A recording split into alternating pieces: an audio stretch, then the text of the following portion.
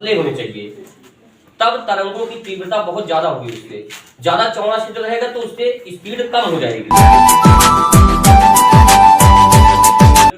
राज PCM और YouTube channel पर आप सबका स्वागत करता हूं।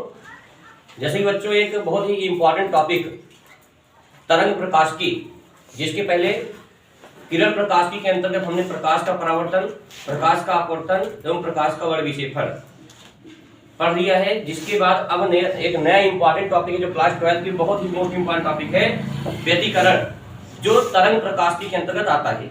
तरंग प्रकाशिकी में आपको सब पता है कि 3 पार्ट हैं, स्पेशली तरंग प्रकाशिकी। किरण प्रकाशिकी में 3 पार्ट, यानी प्रकाश की 3 घटनाएं थी। कौन कौन सी? परावर्तन, अपवर्तन और वर्णविक्षेपण। और साथ साथ तरंग प्रकाशिकी में 3 और पार्ट पढ़ने हैं, जिसमें व्यतिकरण, विवर्तन और प्रकाश का ध्रुवण। जिससे आज हम पहला टॉपिक लेंगे व्यतिकरण, इंटरफेरेंस। ठीक है, तो आइए देखते हैं। हमने किरण प्रकाशिकी में प्रकाश को कैसे माना? सीधी रेखा में। न्यूटन ने क्या कहा था? प्रकाश सीधी रेखा में गमन करता है। बिल्कुल सही है। लेकिन हाइजेंस साहब ने क्या माना कि प्रकाश जो होता है सीधी रेखा में नहीं बल्कि तरंगों के रूप में आगे बढ़ते हैं। इसके ऊपर हम लोग इस घटना को अध्ययन करते हैं आज, जिसका सबसे फर्स्ट टॉपिक क्या है? व्यतिकरण जानना है हमको। क्या टॉपिक बेटा? व्यतिकरण। ये बहुत अहम टॉपिक क्लास 12 के लिए। एक क्वेश्चन इस प्रकार से आएगा, व्यतिकरण किसे कहते हैं, व्यतिकरण कितने प्रकार के होते हैं तथा इनकी शर्तें बताइए। ये बहुत अहम टॉपिक है, 3 से 4 नंबर में आता है क्वेश्चन। तो आज हम इसको सीखेंगे कि व्यतिकरण क्या होता है, व्यतिकरण कितने प्रकार के होते हैं और साथ साथ व्यतिकरण के क्या शर्तें हैं, इंटरफेरेंस होता है। ठीक है ना? तो आज हम सीखेंगे व्यतिकरण क्या होता है। पहला टॉपिक रहेगा व्यतिकरण क्या होता है। आप लोग हेडिंग लगा सकते हैं इसको, व्यतिकरण क्या होता है। और साथ साथ अगली टॉपिक जो रहेगी यहाँ से, व्यतिकरण के प्रकार सीखेंगे आज हम लोग। व्यतिकरण के प्रकार, जैसा कि आप जानते हैं व्यतिकरण को इंग्लिश में इंटरफेरेंस बोला जाता है। व्यतिकरण के प्रकार कितने होते हैं, इनके आज हम लोग डिफिनेशन सीखेंगे और डीपली नॉलेज लेंगे। नेक्स्ट आता है व्यतिकरण की शर्तें। व्यतिकरण की शर्तें, जो कि बहुत ही अहम टॉपिक है क्लास 12 के लिए। ओके, क्योंकि इनको पढ़ने के बाद ही हम नेक्स्ट टॉपिक जो डेरिवेशन आएगा, यंग का द्विस्लिट प्रयोग, उस पर हम जा सकते हैं। तो जिन बच्चों का ये टॉपिक नहीं तैयार होगा उनके लिए वो डेरिवेशन बहुत ही कठिन पड़ जाएगा। ठीक है, तो इसको आप लोग बहुत डीपली नॉलेज लीजिएगा। आइए हम लोग सबसे पहले देखते हैं व्यतिकरण क्या होता है। जैसा कि आप सब पता है, इसके पहले हमने टॉपिक बताया था अध्यारोपण का सिद्धांत। अध्यारोपण क्या होता है? 2 या 2 से अधिक तरंगों का, 2 या 2 से अधिक तरंगों का किसी माध्यम में मिलना तथा मिल करके आगे संचित होना ही क्या कहलाता है? व्यतिकरण कहलाता है। ठीक है, व्यतिकरण का आपने सिद्धांत सीखा। इसके बाद हम जानेंगे अध्यारोपण का।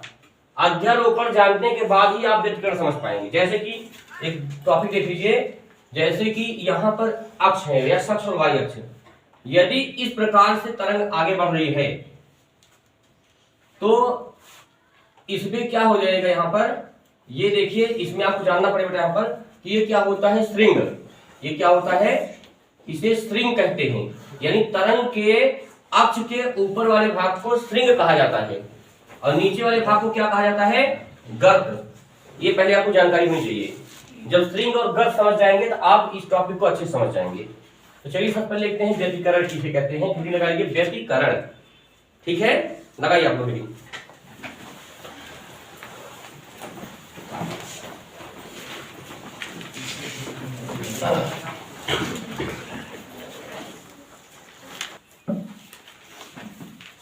दो या 2 से अधिक, लिख लीजिए इसको, 2 या 2 से अधिक समान आवृत्ति की तरंगों। ध्यान दीजिएगा, इसमें शर्त होती है कि आवृत्ति समान होनी चाहिए उनकी तरंगों की। 2 या 2 से अधिक समान आवृत्ति की तरंगों का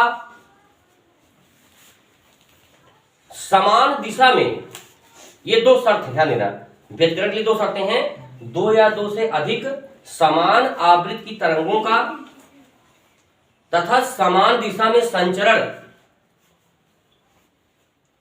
समान आवृत्ति की तरंगों का समान दिशा में यानी एक ही दिशा में संचरण क्या कहलाता है?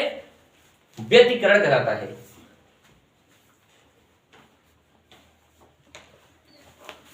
ठीक है, दो या दो से अधिक तरंगों के दो या दो से अधिक समान आवृत्ति तरंगों तथा समान दिशा में तरंगों का अध्यारोपण या संचरण क्या कहलाता है? उसका व्यतिकरण कहलाता है।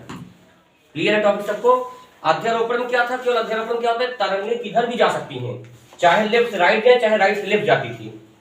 लेकिन व्यतिकरण क्या होता है? अध्यारोपण से ही संबंधित है। लेकिन इसमें क्या है? इसमें दिशा एक ही तरफ होनी चाहिए तरंगों की, चाहे जितनी तरंगें होंगी सबकी दिशा एक ही तरफ होगी और उनकी आवृत्ति भी समान होगी। आवृत्ति आप समझते हैं ना? आवृत्ति किसे कहते हैं? देखिए आवृत्ति को समझ लीजिए, ये जो आप देख रहे हैं स्ट्रिंग और गर्त, यानी एक सेकेंड में स्ट्रिंग और गर्तों की संख्या या इनकी तरंगों की संख्या को क्या कहा जाता है? आवृत्ति कहा जाता है। इसे n से लिखा जाता है। तो जानते रहिए बेसिक थोड़ा सा। तो चलिए ठीक है, हम समझ गए व्यतिकरण क्या होता है। दो या दो से अधिक प्रकाशित तरंगें जिनकी आवृत्ति कैसी हो? समान हो और उनकी दिशा भी समान होनी चाहिए, उन्हें क्या कहा जाता है? व्यतिकरण कहा जाता है। घटना को, घटना है एक प्रकार से। अब व्यतिकरण का प्रकार भी लगा लीजिए। व्यतिकरण के प्रकार, कितने प्रकार के व्यतिकरण हो सकते हैं? व्यतिकरण के प्रकार। Next, types of interference. तो बेटा व्यतिकरण दो प्रकार का होता है। एक होता है समपोषी, नंबर 1 लिख लीजिए, समपोषी व्यतिकरण।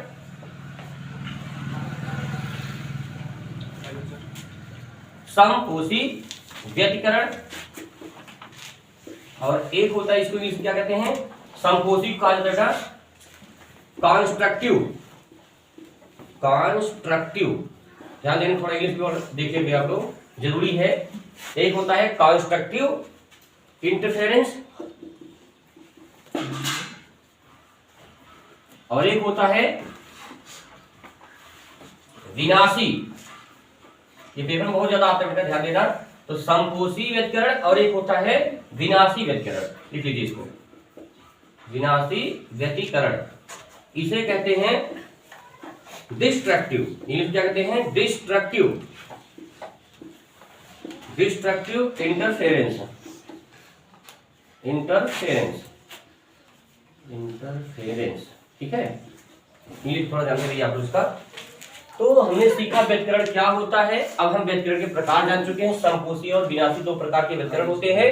इसको इंग्लिश कहते हैं कंस्ट्रक्टिव इंटरफेरेंस और इसको क्या कहते हैं? Destructive interference. ठीक है, अब हम सीखेंगे समपोषी किसे कहते हैं और विनाशी व्यतिकरण किसे कहते हैं। ठीक, तो चलिए देखते हैं। हेडिंग लगा लीजिए समपोषी व्यतिकरण। नंबर 1 लिख लीजिए, समपोषी व्यतिकरण।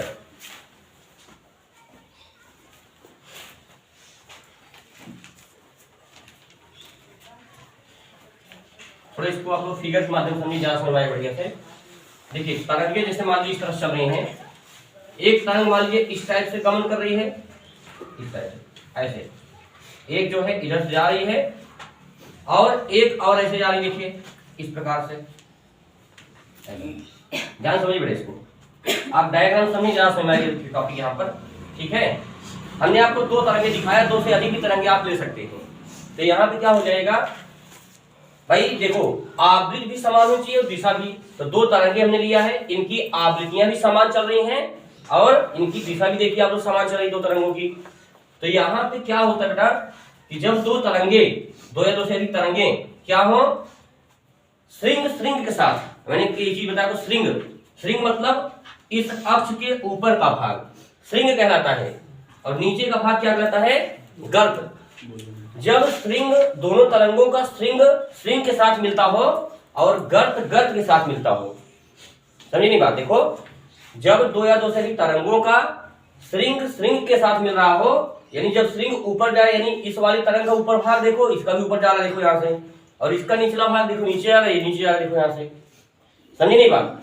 जब दो या दो से अधिक तरंगों का श्रृंग के साथ तथा गर्त के साथ मिलता हुआ आगे बढ़ता है या अध्यारोपण होता है, तो ऐसे व्यतिकरण हम क्या कहते हैं?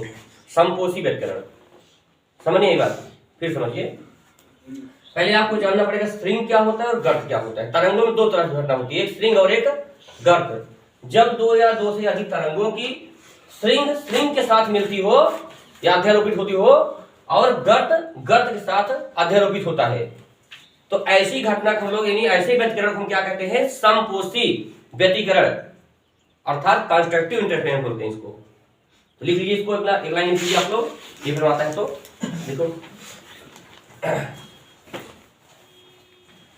देखो दो या दो से अधिक समान आवृत्ति, समपोषी परिभाषा लिख लीजिए आप लोग, दो या दो से अधिक समान आवृत्ति तथा एक ही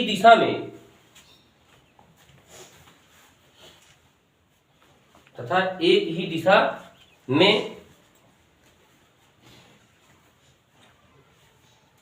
तरंगों के अध्यारोपण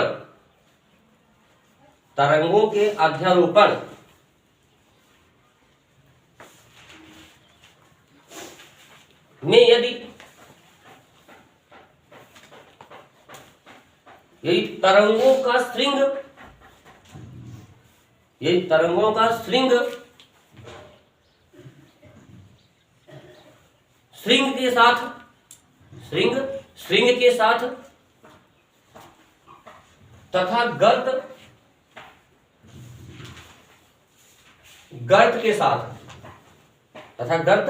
गर्त के साथ संचरित हो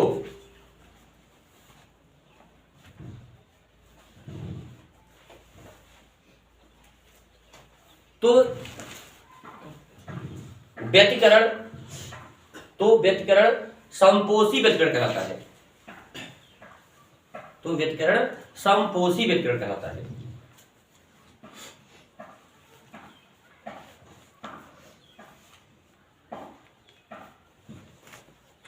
उम्मीद करता हूं समझ में आ गया आपको टॉपिक। कैसे बताएंगे आप लोग, व्यतिकरण तो है ही यहाँ पर, तो वह व्यतिकरण जिसमें क्या होता है, समपोषी यानी स्ट्रिंग के साथ बढ़ता है और गर्त के साथ आगे बढ़ता है, तो ऐसे व्यतिकरण, भाई व्यतिकरण तो है ही, व्यतिकरण शर्त क्या है, समान दिशा और समान आवृत्ति होनी चाहिए। बिल्कुल सही दिख रहा है इसमें। और भी तरंगे आप लोग, इसमें बहुत सारी तरंगे आप ले सकते हैं, इस तरह कोई दिक्कत नहीं है, कई तरंगे हो सकती हैं, दो या दो से अधिक मतलब अनंत तरंगे हो सकती है, लेकिन स्ट्रिंग के साथ बढ़े और गर्त के साथ लगा हुआ हो, तो ऐसे व्यतिकरण को हम लोग क्या कहते हैं, समपोषी व्यतिकरण कहा करते हैं। ठीक है ना, सॉरी एक मिनट, ठीक है, इसको आप ध्यान रखिएगा।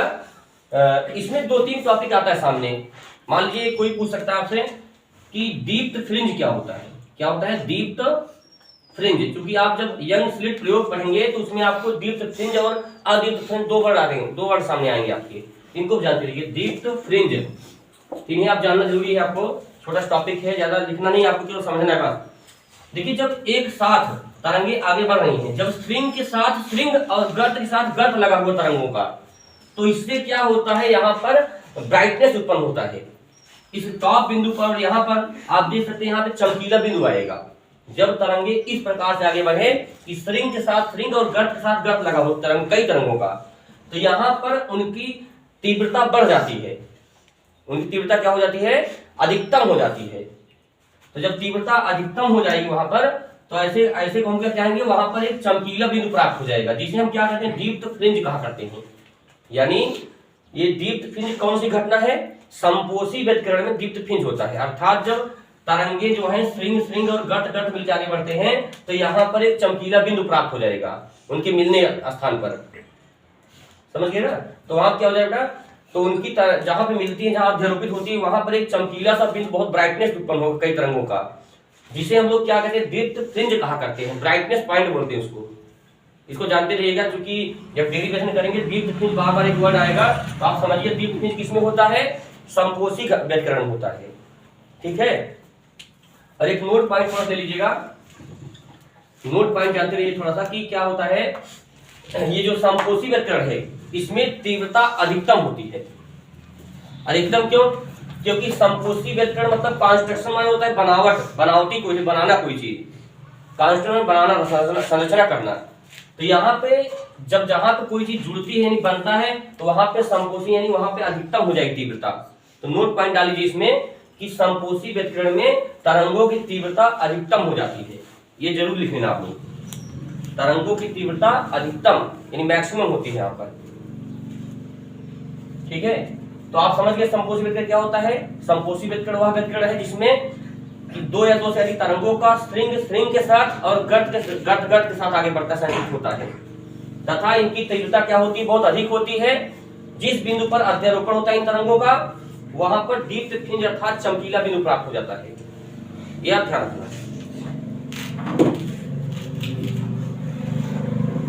करना इसको नेक्स्ट पॉइंट लिख लीजिए आप लोग,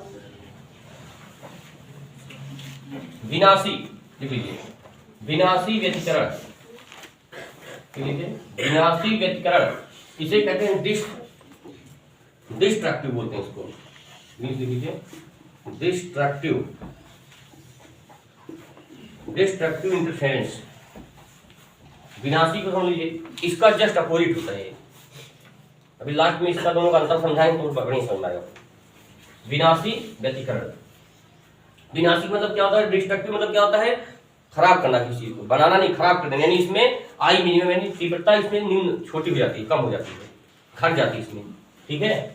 तो इसके एक लाइन परिभाषा पहले चित्र दिख लेते हैं तब समझ आएगा। मान लीजिए इस प्रकार से एक तरंग इस प्रकार से बच्चों, दूसरी तरंग इसके साथ नहीं बढ़ सकती, बढ़ेगी लेकिन स्ट्रिंग के साथ क्या लगा रहेगा इसका, गर्त वाला। देखिए या देखिए कुछ इस टाइप, ठीक बेटा, कुछ इस टाइप का जो है पोजीशन आप देख सकते हैं। बहुत सारी तरंगें हो सकती हैं, तो स्ट्रिंग गर्त के साथ लगा रहेगा। तो आप अंतर भी समझ गए दोनों क्या अंतर है। जब दो या दो से अधिक तरंगों का स्ट्रिंग के साथ और गर्त के साथ आगे बढ़ता है, संचित होता है, तो ऐसे व्यतिकरण क्या कहते हैं बच्चों, संपोषी व्यतिकरण, कंस्ट्रक्टिव बोलते हैं इसको। लेकिन डिस्ट्रक्टिव क्या होता है, जब दो या दो से अधिक तरंगों का स्ट्रिंग गर्त के साथ लगा हो। स्ट्रिंग गर्त आपको दिमाग में रखना, स्ट्रिंग गर्त क्या होता है, ठीक है ना। उसमें क्या होता था, तीव्रता, तरंगों की तीव्रता बढ़ती थी, अधिकतम होती थी, लेकिन इसमें क्या हो जाएगा, तरंगों की तीव्रता घट जाएगी, अर्थात मिनिमम हो जाएगी, या शून्य के नजदीक होती, लेकिन शून्य नहीं हो सकती। ध्यान देना इसको, तीव्रता शून्य नहीं होती है, नोट पॉइंट है। तीव्रता घट एकदम कम हो सकती है, लेकिन शून्य कभी व्यतिकरण में होती ही नहीं है। अगर शून्य हो जाएगी व्यतिकरण तो समझ लीजिए वहां पर तीव्रता शून्य, तो वहां व्यतिकरण होगा ही नहीं बिल्कुल, ठीक है ना। अभी शर्तें बताएंगे आपको लास्ट में। तो इसकी परिभाषा क्या बन सकती है, दो या दो से अधिक समान आवृत्तियों तथा समान संचरण में जब तीव्रता क्या होगी, स्ट्रिंग और गर्त हो जाए ना, स्ट्रिंग गर्त परिभाषा लिख दो, देखो एक लाइन लिख दीजिए आप लिखिए, दो या दो से अधिक समान आवृत्ति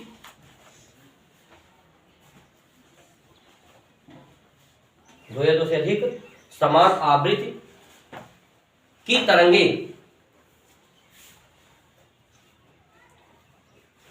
जिनके संचरण की दिशा एक ही हो, जिनके संचरण की दिशा एक ही हो,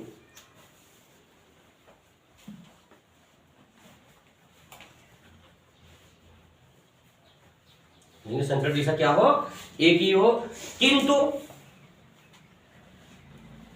तरंगों का स्ट्रिंग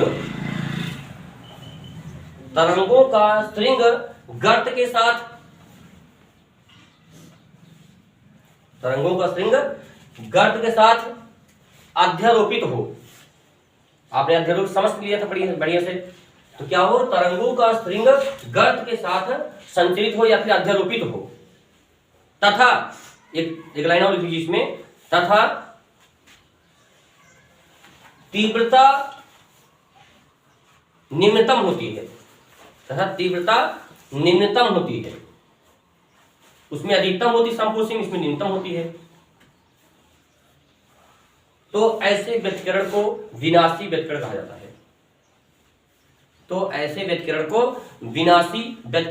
है।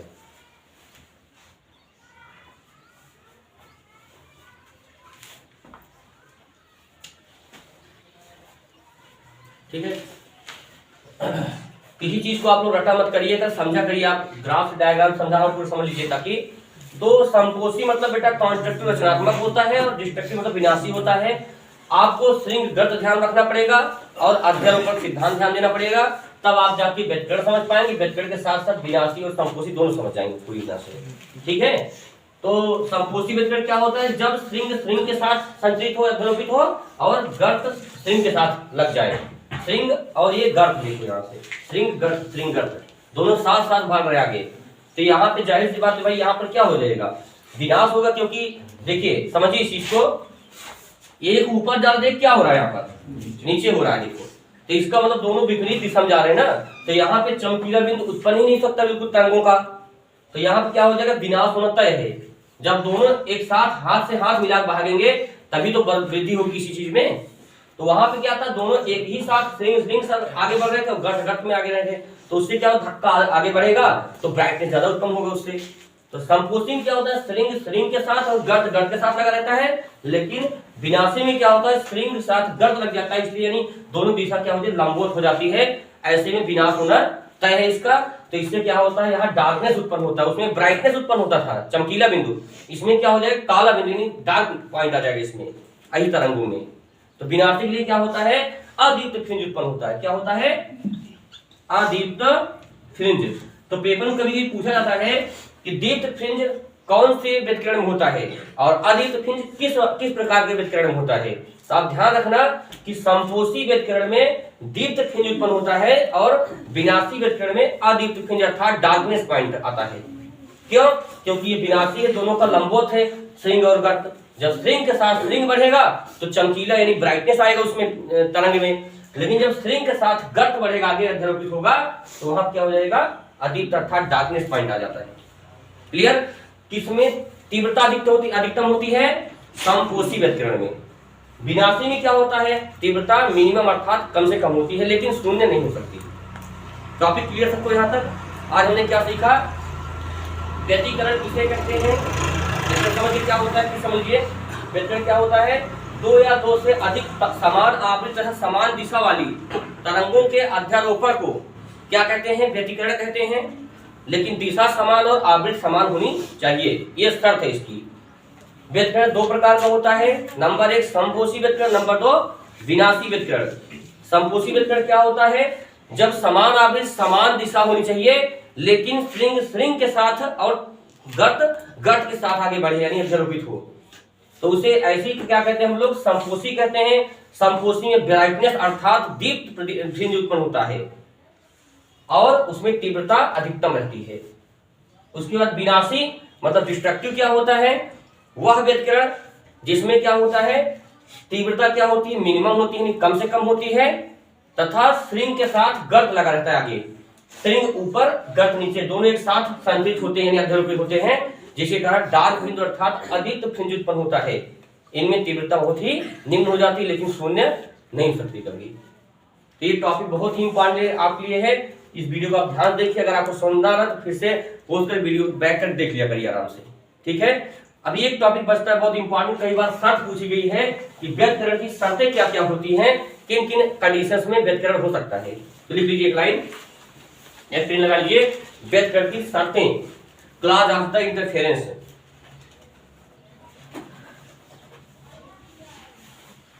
हेडिंग है व्यतिकरण की शर्तें। व्यतिकरण की शर्तें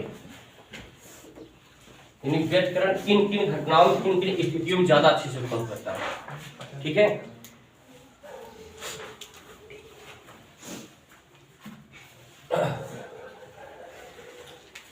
देखिए पहले इसको समझना पड़े हमको, तब मजा आएगा इसमें पॉइंट में। देखो लाइट डेट आप कोई एक स्रोत ले लीजिए लाइट का। मान लीजिए लाइट का आपने कोई स्रोत रखा है यहाँ पर, ये इस प्रकार से मान लीजिए यहाँ पर लाइट जल रही है, तो ये प्रकाश निकल रहा है बहुत सारे, इसके लाइट निकल रही है यहाँ से, स्रोत है आगे कोई प्रकाश का स्रोत है, और इसके सामने एक आपने क्या लगा रखा है? कोई भी मतलब अवरोध लगा रखा है, लाइट डेट दीवार हो या कोई पर्दा हो। क्योंकि ये टॉपिक आपको समझ में आया, तभी आपको नेक्स्ट टॉपिक यानी कि यंग का द्विस्लिट प्रयोग समझ में आएगा। बहुत इंपॉर्टेंट टॉपिक है। तो यहाँ जो लाइट निकलेगी, मान लो ये स्रोत है, लाइट का कोई स्रोत रहा। अब यहाँ से आपको दिखाना चाहते हैं किस प्रकार से घटना होती है इसकी, यानी इंटरफेरेंस किस प्रकार से होगा। यहाँ मान लो एक यहाँ पे छिद्र है, कोई एक छिद्र कर इस पर्दे में, तो बहुत सारे प्रकाश किरण जाएंगे यहाँ से। तो अवरोध के बाद थोड़ी सी जगह जब मिलेगी उनको, जाहिर सी बात उधर निकल जाएगी प्रकाश किरण, तरंगे उधर निकल जाएंगी। तो ये तरंगे जो हैं, और मान लीजिए एक यहाँ छिद्र है, यहाँ से कुछ तरंगे निकलेंगी, तो दोनों तरंगे जाके क्या हो जाएंगे आपस में, देखिए इस प्रकार हमारी निकली तरंगे ऐसे जा करके ये आपस में देखिए इस तरह से सिस्टम बनाएंगी। यदि इस प्रकार से, ध्यान देना, यदि इस प्रकार से जा रही तरंगे इस प्रकार से, यानी किसी संकीर्ण छिद्र से निकलने के बाद जब तरंगे क्या होती हैं, अध्यारोपित होती है आपस में, और ऐसा कंडीशन आपको देखना है, यानी स्ट्रिंग के साथ गर्त मिले और स्ट्रिंग के साथ गर्त आगे मिल जाए। भाई देखिए व्यतिकरण में क्या होता है, जब छिद्र से प्रकाश की तरह निकलती हैं तो आगे जाके मिलती हैं आपस में, और जब मिलेंगी तो या तो ऐसे यानी स्ट्रिंग के साथ बढ़ेंगे तो स्ट्रिंग गर्त बढ़ जाएंगी। यदि ऐसी घटना आपको देखने मिलती है, यानी इस प्रकार से तो कौन सा विनाशी हो जाएगा वहां पर। और यदि स्ट्रिंग के साथ स्ट्रिंग आगे बढ़ जाता है तो उसे क्या कहेंगे हम लोग, संपोषी व्यतिकरण कहेंगे। तो सबसे बड़ी बात होती है कि जब प्रकाश स्रोत से कोई प्रकाश निकलता है तो तरंगों के ऊपर आगे बढ़ेगा, वहां तो आगे जब बढ़ेगा तो इनका इंटरफेरेंस होगा बेटा, यहाँ से व्यतिकरण होगा यहाँ पर। अब व्यतिकरण किस प्रकार से होगा ये आपको जानना पड़ेगा। आप समझ गए, यदि स्ट्रिंग गर्त के साथ ऊपर नीचे है तो उसको क्या कहेंगे, विनाशी बोलेंगे, साथ साथ बढ़ता उसको क्या कहेंगे हम लोग, संपोषी कहेंगे। ठीक है ना। तो पहली शर्त लिख लीजिए, शर्त नंबर 1 लिखिए, प्रकाश स्रोत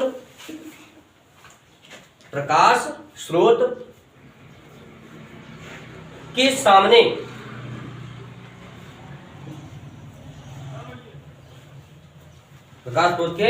सामने अवरोध मतलब जो पर्दा लगा होगा या कोई भी अवरोध हो सकता है प्रकाश के सामने, छिद्र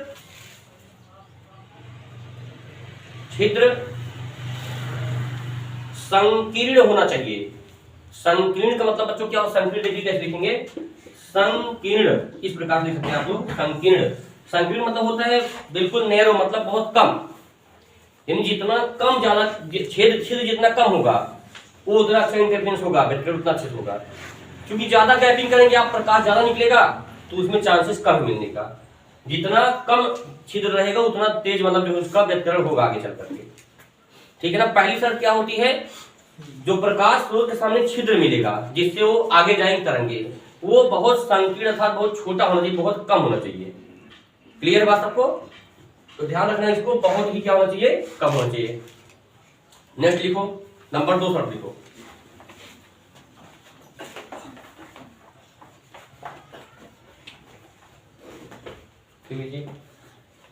एक और बात मान लीजिए, जैसे कि यहां पर हो जाए, मान लीजिए एक पर्दा लगा है, यहाँ पे आप एक छिद्र कर दिए, इसका नाम S1 रख दिया आपने, क्या रख दिया, इसका नाम S1, और एक छिद्र मान लीजिए यहाँ कर दिया आपने S2।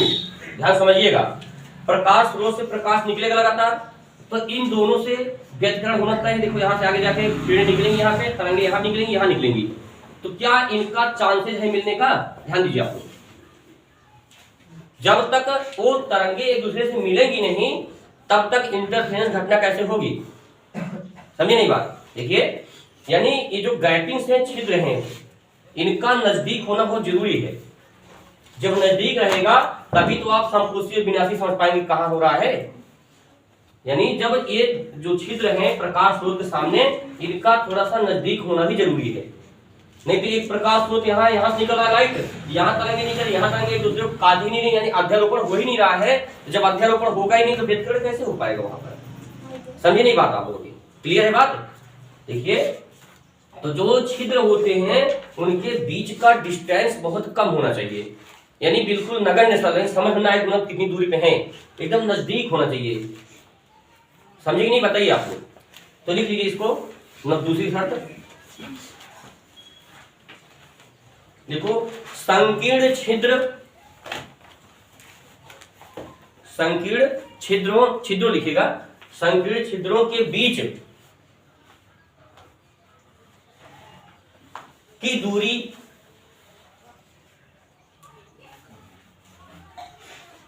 अत्यंत कम होनी चाहिए, अत्यंत कम, ब्रैकेट लिख देना नगण्य, यानी उसकी गणना न कर सकें आप, इतनी नजदीक होनी चाहिए, तब इंटरफेरेंस अच्छे से होता है। शर्तें हैं ये सब, ठीक है ना। यानी जो संकीर्ण छिद्र जिससे प्रकाश निकल रहे हैं यहाँ तरंग रूप में, जब आगे जाए तो मतलब वो स्रोत बेटा ऐसे होनी चाहिए, मतलब ऐसे इतना नजदीक हो कि जब तरंगे निकले इस प्रकार से तो ये जो है एक दूसरे का ऐसे काट सके, मतलब यहाँ से अध्यारोपण होना आवश्यक है ना यहाँ पर। तो जब तक तरंगों का अध्यारोपण नहीं होगा तब तक इंटरफेरेंस यानी विकिरण होने की संभावना नहीं है वहां पर। तो जो सामने पर्दा लगा है उसके अंदर जो छिद्र है जिससे वो निकल रहा है प्रकाश, स्रोत से प्रकाश, वो एक दूसरे के साथ अध्यारोपित होनी जरूरी है। जब अध्यारोपित होगा तब हम जान जाएंगे कि यहाँ पे कौन सा हो रहा है, समकोषीय विन्यास, तभी समझ में आएगा। ठीक है, तो इसको लिखिए, दो पॉइंट लिखिए आपने। कौन कौन से पॉइंट लिखा आपने? नंबर 1, जो प्रकाश स्रोत के सामने छिद्र होगा, फ्रिंज, वो कैसा होना चाहिए? संकीर्ण, मतलब बहुत ही कम होना चाहिए। जितना कम रहेगा उतनी अच्छे तरंगे आगे बढ़ेंगी। ज्यादा चौड़ा रहेगा तो तरंगे निकलेंगे, स्पीड नहीं रहेगी, तीव्रता नहीं रहेगी ज्यादा। ठीक है, और दूसरी शर्त क्या इसकी है? उन छिद्रों के बीच का डिस्टेंस बहुत कम होना चाहिए, नगण्य होना चाहिए, जैसे कि एकदम नजदीक छिद्र होना चाहिए। तो जो तरंगे हैं ज्यादा अच्छे से अध्यारोपित होंगी और उनमें आपको व्यतिकरण देखने का ज्यादा चांस बन सकता है। तो टॉपिक समझ में आया? तीसरा लिख लीजिए, तीसरी शर्त क्या होती है इसकी? तीसरी शर्त आपको पहले पता है, व्यतिकरण शर्त क्या होती है, लिख दो। तरंगों की आवृत्ति समान होनी चाहिए, ये बहुत इंपॉर्टेंट है। तरंगों की आवृत्ति समान होनी चाहिए।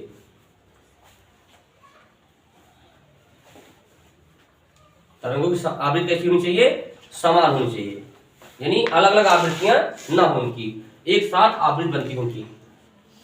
ठीक है, और एक लिख लीजिए चौथा नंबर, कम से कम 3-4 शर्तें याद रखना आप लोग, एग्जाम में आ सकता है। देखो, तरंगों के संचरण की दिशा, तरंगों के संचरण की दिशा एक होनी चाहिए। तरंगों के संचरण की दिशा एक होनी चाहिए। ठीक है, तो इस बात को आप विशेष ध्यान देना।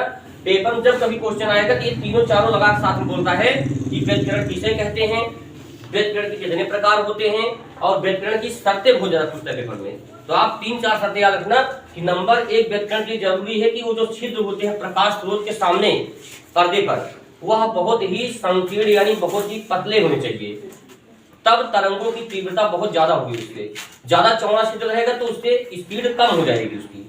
आप खुद इसको अपने दैनिक जीवन में देख सकते हैं प्रयोग, किसी भी कमरे में जब लाइट आती है, जितना पतला छिद्र उतनी स्पीड से लाइट जाती है अंदर। क्लियर बात सबको यहाँ तक? और दूसरा नंबर, उन छिद्रों के बीच का डिस्टेंस बिल्कुल नगण्य होना चाहिए ताकि अध्यारोपण आराम से हो जाए। तरंगे जब तक एक दूसरे के साथ अध्यारोपित नहीं होंगी तब तक व्यतिकरण की संभावना बिल्कुल नहीं सकती। ठीक है, नंबर 3-4 आप समझ के, तीव्रता समान होनी चाहिए, तो सॉरी आवृत्ति समान होनी चाहिए, और उनका जो क्या है,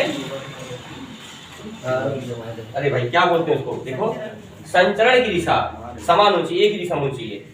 ठीक है, तो उम्मीद करता हूं आपको पूरी तरह टॉपिक समझ में आ गया। व्यतिकरण क्या है, व्यतिकरण के प्रकार और व्यतिकरण की शर्तें समझ में आ गया आपको। ठीक है, तो नेक्स्ट वीडियो हम लोग सीखेंगे व्यंग का दूसरी प्रयोग। बहुत ही अहम टॉपिक बच्चों, डेरिवेशन है। अभी हमने केवल थ्योरेटिकल टॉपिक समझा है। यदि आपको कोई टॉपिक समझना है तो आप इसको कमेंट कर सकते हैं। ठीक है, नेक्स्ट वीडियो में। Thank you very much.